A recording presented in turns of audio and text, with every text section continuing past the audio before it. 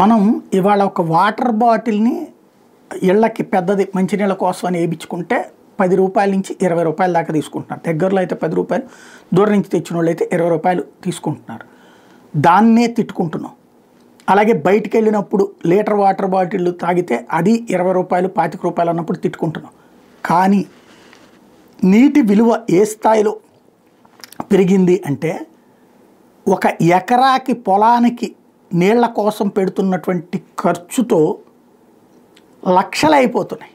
దానికి సజీవమైనటువంటి సాక్ష్యం ప్రస్తుతం రోజుకి ఏది హంద్రీనేవా విషయంలో రోజుకి 2200 క్యూసెక్కులు శ్రీశైలం నుంచి 150 రోజుల పాటు ఎత్తిపోస్తేనే 28 టీఎంసీల నీళ్ళకి ఉపయోగపడుతుంది. అంటే వాస్తవంగా హంద్రీనేవా 28 టీఎంసీల నీళ్ళు అయితే అందులో 2200 క్యూసెక్కుల నీళ్లు ఎత్తిపోస్తే రోజుకి 150 రోజుల పాటు అప్పుడు చివరికి 13 టీఎంసీలు మాత్రం ఉపయోగపడుతున్నాయి. దీనికి అవుతున్న ఖర్చు ఎంతో తెలుసా? కరెంటు 497 కోట్లు అయినా కూడా చివరికి చేరం. ఇది అత్యంత ముఖ్యమైనటువంటిది. మరొక వైపున రాబోయే రెండో దశ పూర్తయితే కాలువ లైనింగ్ చేసి నీటిని ఎత్తిపోస్తే 50 టీఎంసీల నీళ్లలో 48 టీఎంసీల నీళ్లు వినియోగించుకోవచ్చు. కానీ దీనికి అయ్యే కరెంటు ఛార్జీలు ఎంతో తెలుసా? 665 కోట్లు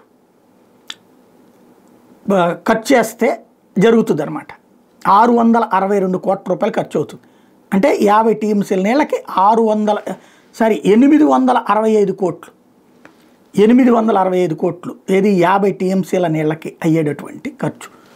అది పూర్తి చేస్తే లైనింగ్ చివరి దాకా చేస్తే 48 టీఎంసీలు చేరేటటువంటి పరిస్థితి. కానీ ఆ 48 టీఎంసీల నీళ్లు గమ్యం చేరడానికి 865 కోట్ల రూపాయల కరెంటు ఖర్చు అవుతుంది.